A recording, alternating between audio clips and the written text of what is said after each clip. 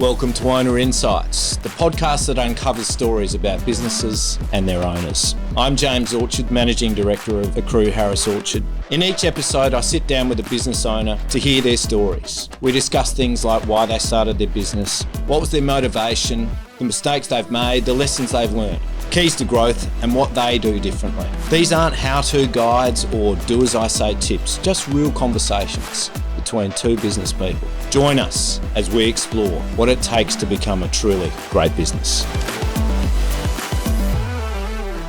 Angus Sobels, welcome to Owner Insights. Thanks very much for agreeing to join us this morning. Pleasure. What I'm going to do, if it's okay with you, is just start by asking you about the two businesses that you own or are a major shareholder in. So we've got CLS, Consolidated Landscape Services, and Golden Golf, which is an interesting name, which we might dig into a little bit later. Yep. But can you just start by giving us a little bit of context around what those businesses do, roughly what they turn over, how many people they employ, range of customers, etc.? Okay, so go back a step. We've got three companies, not two. Okay, so I know you pretty well. Yeah. So the landscape business is a commercial business. We also started a business called EBS, which is Environmental and Biodiversity Services, that was started in 2000. And Golden Golf is the property part of the business. So to give you some context, the businesses would employ around 100 people in the group, and across those three different industries. Okay. So I've known you for a little while, and I've always found you very interesting because you are able to drop your kids off at school, pick them up, do lots of fun things during the day, not necessarily have a full diary. Tell us a little bit about how you've actually achieved that and what drove you, why that's how you run your day. Okay, so I stopped working in the businesses in about 2010. So and how old were you at that time? 40. Okay. Yep. So I stopped going in to work. I'd had enough of dealing with people.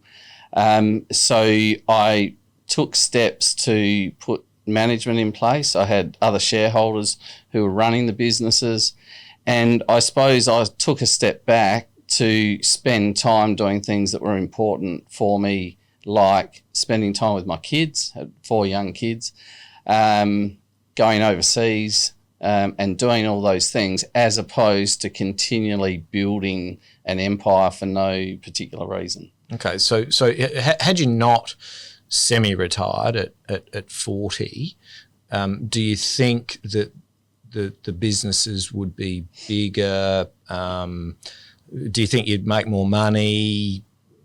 What are the outcomes of that decision? Absolutely. The businesses would be significantly bigger, would have a lot more employees, and there'd be a lot more profit. But I got to a point, I suppose, to go back a step, I always did these things not to make money to live a lavish lifestyle, but as a stopgap or something to fall back on behind the scenes as an insurance, I suppose. And that's what drove me to build wealth, not the trappings of it. Okay. So and that's why at 40, when I'd had enough, I basically said, well, I don't need to keep going down that path. Yeah, okay. So can we go back then to childhood and talk about the big influences on your thinking then and how it came to be that you started in business and then were able to obviously have enough success that you're able to pull out at 40. So sorry, long-winded question. Let's talk about your growing up, siblings, mum, dad, etc. Okay, so that probably is what has driven me my whole life. I'm one of 4 children, so 3 sisters and myself. My father walked out on my mother when she had 4 children, 4 and under, and never came back, never saw us again. So You've not seen him since? No. Right. So my sister was 4, I was 2, and my twin sisters were 6 months old. Okay. So Mum came from a winemaking family that had 100 years of wealth and basically lost the whole lot. So there wasn't a lot of money around, but the thing that she instilled in us was good values. And that is, I suppose, as you go on, that's what drove me to not find myself in that same position. So I had a great childhood, fantastic. I went to a public school. I went to Unley High. Yeah. Most of my mates went to private schools. I was the first generation of males from when they started in 1863 not to go to Saints. But none of that bothered me in the slightest. I wanted to build wealth so there was something behind me in case anything happened. So you had a good sense of self growing up. And Can you tell us a little bit about the values that your mother instilled? Simple things. Respect other people, treat people how you want to be treated. You know, all the simple things that money doesn't buy. And if you have those values, no one can take them away from you. So money really corrupts a lot of that stuff in this day and age. You need to stay away from that and instill the right values in people to start with, and then everything that flows around that will be okay. But if you don't have those values to start with, you go nowhere. Interesting. So you go to Unley High, you finish school, then what? Had 2 goes at uni. Courses? I started doing psychology and hated it, and then went back 2 years later, started doing business and hated it, and so left. So in those times, I'd started doing domestic landscape and realised there was no money in it, and you had to deal with people's emotions. So you're talking cutting lawns and building fences and stuff? Yeah, and doing basic stuff. So I went into commercial landscape because I knew that's where the money was. Okay. So got that going, and then I was the vice president of the Landscape Association, and a mate was president, and we ended up putting the 2 businesses together, and I said to him, I don't want to run it. I don't want to be involved anymore. So he said, that's fine. I'll run it, and you go and make the money and expand how we need to.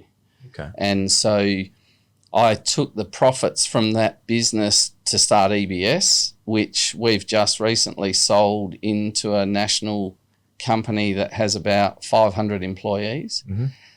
And then went and started doing property. Okay. So the profits from those businesses gave us the basis to go and develop industrial property. Okay. So can I just talk about CLS for a minute? Yeah. What is commercial landscaping? So building the landscape, soft and hard landscapes in subdivisions. That's basically what we're doing. Residential subdivisions? Yes. Yeah, Okay. So working for the big development companies, Okay. really big national companies.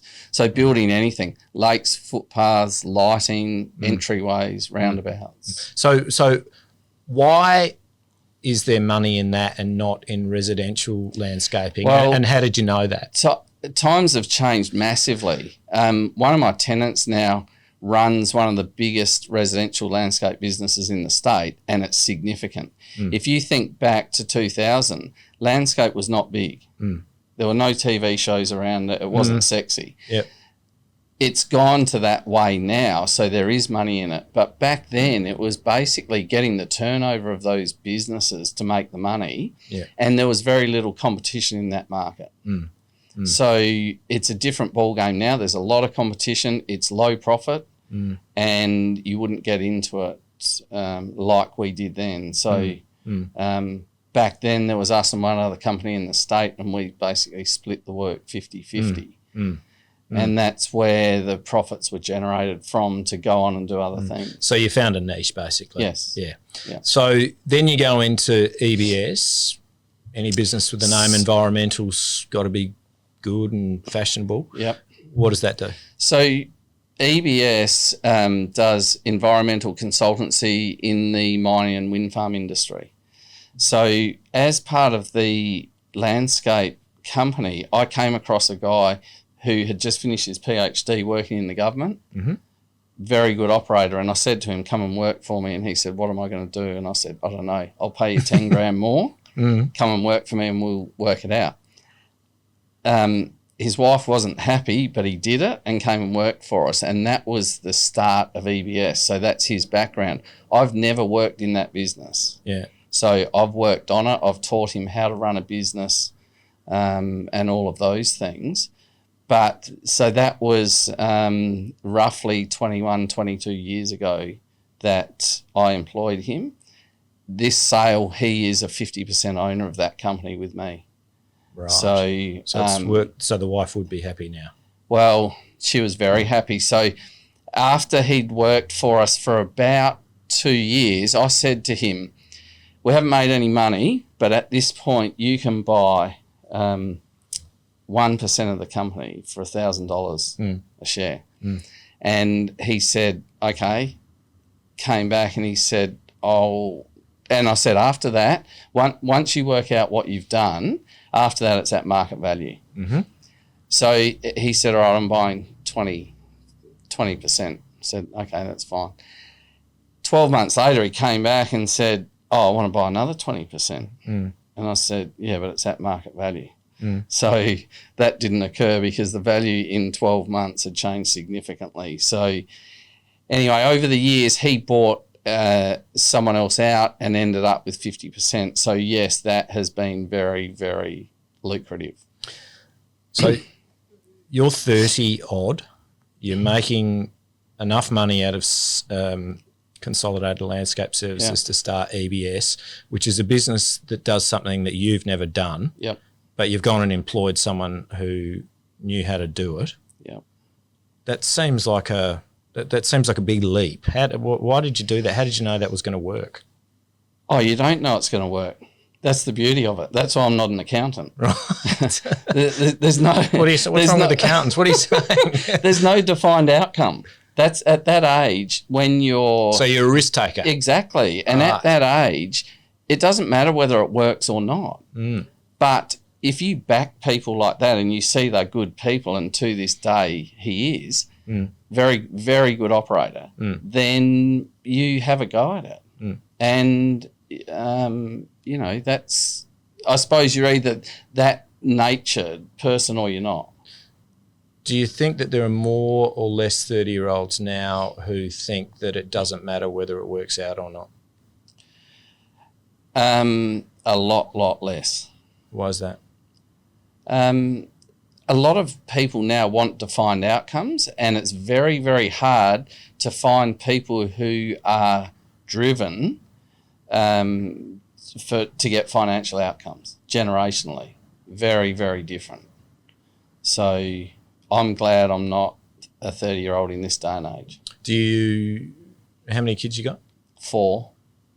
They are boys, girls? 2 boys and 2 girls. From the ages of 14 to 22. And what do you tell them about risk and doing things in life, etc.? Nothing. You can't teach people risk. So by personality, it's an inferred thing that you've either got it or you haven't. And my 4 kids are all completely different. And one of them is very similar to me and the other 3 aren't. But that's not something that you teach people. I think that's a dangerous path to go down if you're trying to change someone's outlook or personality, to go down that path, because you have to understand in your own mind and be comfortable with how risk works. I'm sure they're watching what you're doing. Maybe. And they're aware that things have worked out pretty well. Oh, absolutely. And I don't take any of it for granted. I'm very cautious about what they have in terms of money. They all work, and they have to find their own way, basically. So, but I don't. Sorry to interrupt, but I don't want them to have to struggle like my mother did. That's the key thing. Sorry, just going back to your mum, is she still alive? Yeah. Yeah. And sees the kids and... yeah, she's got dementia and she's in a nursing home, but I see her most days, if not every second day, so she lives around the corner from me. Great. And my kids are very involved in that. Yeah, that's great. Okay, getting back to business. So EBS has worked out in the long term. Yeah. When did Golden Golf start? Why Golden Golf, the name, and why property? Okay, so Golden Golf started in about 1999.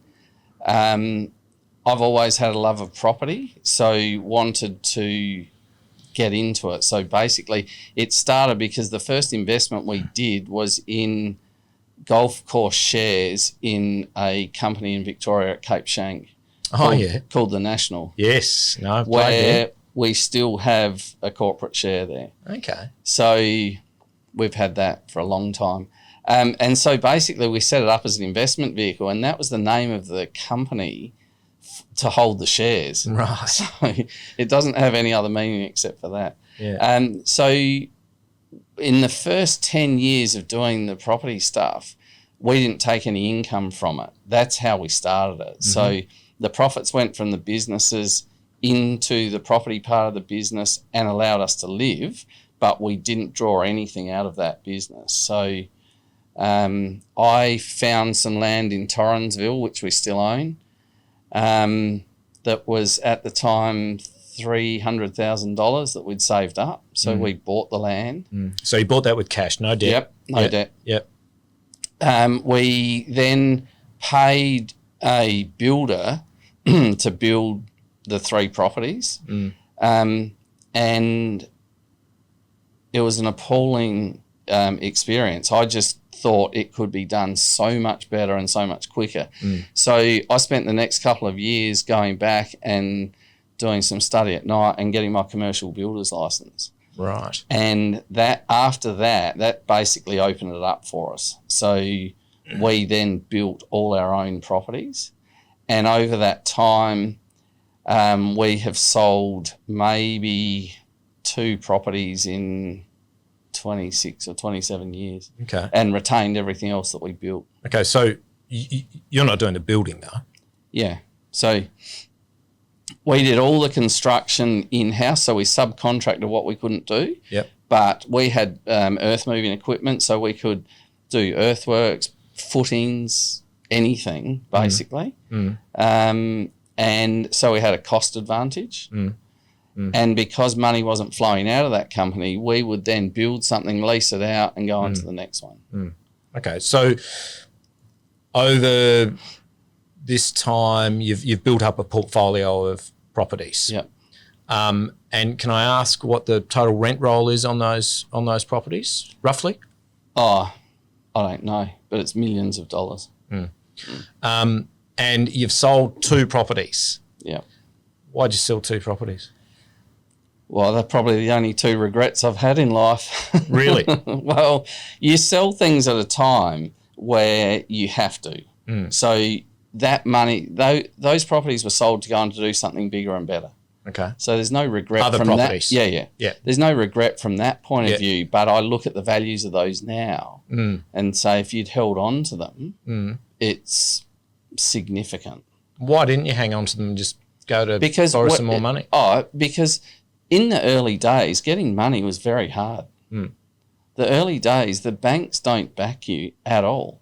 The banks now... You mean your early days? Yeah. The bank now take me out to lunch, do all sorts of things to entice me. But back then, they didn't want to know me. Yeah. So when you don't have generational wealth or capital, you've got to build it. And so in those early days, those couple of properties we sold, we just had to do that to go on to the next one. Whereas now we don't need to dispose of anything. So what's the plan for the next 10, 15, 20 years? You're going to, I'm guessing, continue to do more of the things that you actually enjoy doing in life, and as little work as possible. Yep. But what's the next 10 or 15 years look like? I'll still do development. So we've just finished a development near the Brickworks that's 6 buildings that's sort of in the $25 to $30 million range. I'll probably do a few more of them over the next 10 or 15 years. If the opportunity's right, I'll do it, and if it's not, I won't. So I suppose that's the beauty of getting to a position where you don't have to transact. So unless all the fundamentals are right, we don't go ahead. And that's the difference, I suppose, where if you've got a machine that you have to keep feeding in terms of cost, you have to transact. We don't, so we've got a passive income stream. And if we find the land at the right value in the right areas, then we will transact. So things have gone well. You had a really formative relationship with your mother, who taught you key values. Were there any other influences that were pivotal to your success? Not really, just that fear, I suppose, of being in a position where you couldn't make choice. And that's, I suppose, what building wealth does. Gives you choice. Yes. Yeah, and therefore freedom. Yeah. Yeah. But in terms of influence, there's not a lot else except, I suppose, most people would describe me as reasonably driven. And that's not something that anyone's taught you. That's by nature, and it's not always a good thing. You need to be able to say enough's enough. And if you look at driven people, and a lot more driven than me, they keep going until they die. Yeah. So I was sort of in the middle that I didn't feel that I had to keep amassing. Yeah. Has anything gone wrong? Yes, plenty over the years. Well, in business and in personal life, but we bought a pub with a couple of mates. Freehold or leasehold? Both. Yeah. Don't go into things that you don't know. Yeah. Good tip. It's a good way to tear up a lot of money. Yeah. So, yeah, definitely. Well, it's a pub. How hard can it be? Yeah. There are vagaries in industry that you have to understand and respect. Yeah. And anyone who tells you in business that it's all been plain sailing probably hasn't tried hard enough, because it's not. You will always have ups and downs and issues with all sorts of things. So, yeah, we have done a couple of things like that, but now over the last 10 years we've stuck to what we know. We get opportunity all the time asking people to do joint ventures and all sorts of things, and we just don't do it. So I've become quite conservative in that way. My wife died in 2015, and I had 4 kids who were sort of 4.5 to 12. So that, while it was bad, I was never intimidated by it, because I'd seen mum raise 4 kids by herself with no money. And while money doesn't change that, it gives you choice at that time to do things. So, you know, life got hard for a while, but you know that there's light at the end of the tunnel. And when you see that someone else has done it in a lot more trying circumstances, you don't worry about it. And in that time, I lost her and 2 of my close mates in 10 months. Yeah. So they were all about 45. So you learn very quickly that life can change in a heartbeat. Yeah. That's an incredible thing to live through. Yeah. Losing your your wife. Gee whiz, where do you go with that? It must have been incredibly difficult, not just for you, but also for the kids, and you're having to deal with the kids who've lost their mother. How do you? What keeps you going? I suppose one of the strong things around that was that I'd got involved with a school friend with an orphanage in Nepal. Yep. And her name's Emma Taylor. She set up Sunrise Children's Association. So we'd been funding a lot of that for years and years and years. The kids had pen pals from the orphanage and all of that. And so they'd seen children who had been orphaned, both parents, very young age, and all those kids ever wanted was to be loved. They didn't care what car you drove. They didn't have cars. They didn't care where you lived. They just wanted someone to love you. So my kids were always brought up like that. And so long as they know that both parents always love you and are going to be around, it gives you a strong footing. And I suppose the key thing around that was, my grandma always used to say to us, there's always someone less fortunate than yourself. We're lucky in a first world country that's not at war, that, we don't have issues. So yes, in a micro way, it's very full on and very intense, but you have to look at the big picture. And so my children will always be okay. Yes, it's brutal. Yes, you don't want it to happen, but that's life. And you can't change that. So you have to adapt to it. And the one thing that I say to them very, very clearly is that they can never, ever use it as an excuse for poor behaviour or poor performance, because everyone in life has some sort of axe to grind, but you cannot let that guide you. Well, I have to say, watching your kids at school, they are absolutely outstanding, and you would never know their mother died when she did. Thanks, James. So that's it's actually been, we all watched all of that at the time, and it was bloody awful. But the kids have all turned out magnificently, frankly, and there's no hint of poor me, not a bit of it. No, and there should never be. And I suppose the thing, when they're younger, they don't realise the impact, but now as they start getting older, they realise the impact because they miss out on those things. But, like I said, there's people a lot worse off. So keep moving forward. So just talk about Sunrise a little bit more. Are you still involved with that? Yeah, I still do a bit with Emma. We've moved, so we've always supported charities. And for a long time, we gave, significant money. Why? Why? I think it's important to give back. Why? I think you have a very broken society if people aren't giving back. And I think all of us are fortunate to find ourselves in the position we are. So that's the least you can do. And I don't have the time to put in like some friends do, doing volunteering and that sort of thing. So instead, we give back financially. And I think anyone who finds themselves in a position where they have wealth that can be given, it should be done. And yes, you can go and buy a bigger boat and whatever, but that's not what it's about.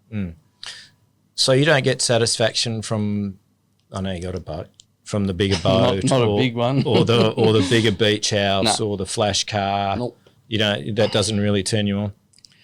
I like those things, but it doesn't drive me.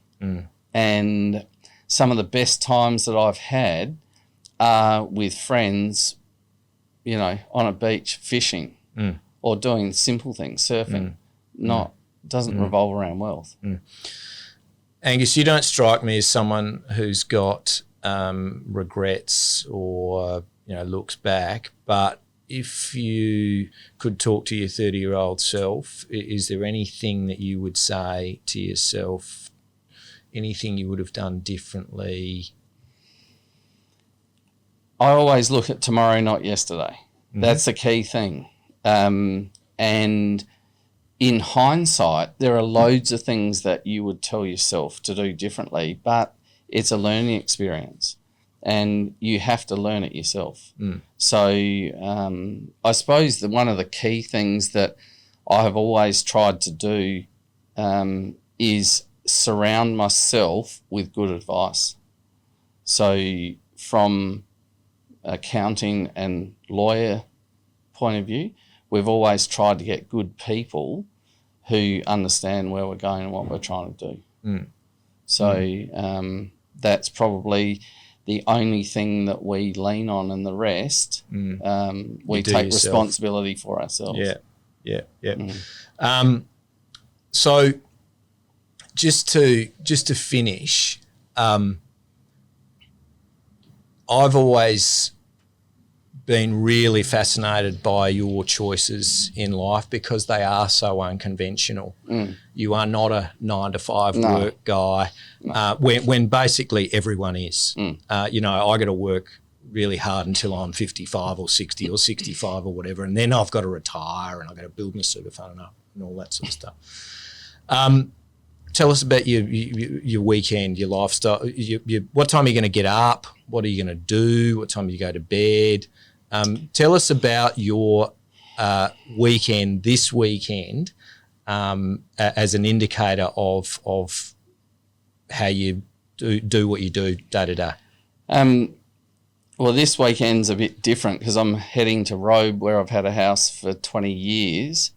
Unfortunately, to go to a commemoration for one of my wife's best friends, who I went to school with, who died 12 months ago from the same thing that my wife did. Gee whiz. So I'm going down there. But generally, the point that I suppose I'd like to make is because I don't go to work doesn't mean I'm not organised and I'm not motivated.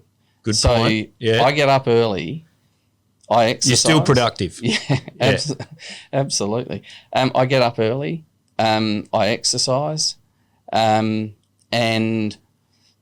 I still do lots of things for the kids, but I'm very organised. And that's how I live. I live a very organised life. And that doesn't mean being particular, and it's not restrictive, but it's knowing where you're going. And that's a key thing. I suppose I need to know where I'm going and where I'm heading. So on weekends, I love going and watching the kids play sport and work around the house, go down to the southeast and fish and do a lot of the simple things, walk along the beach.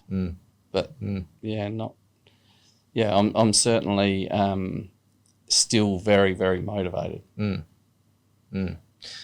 Fantastic. Thanks so much for joining us today.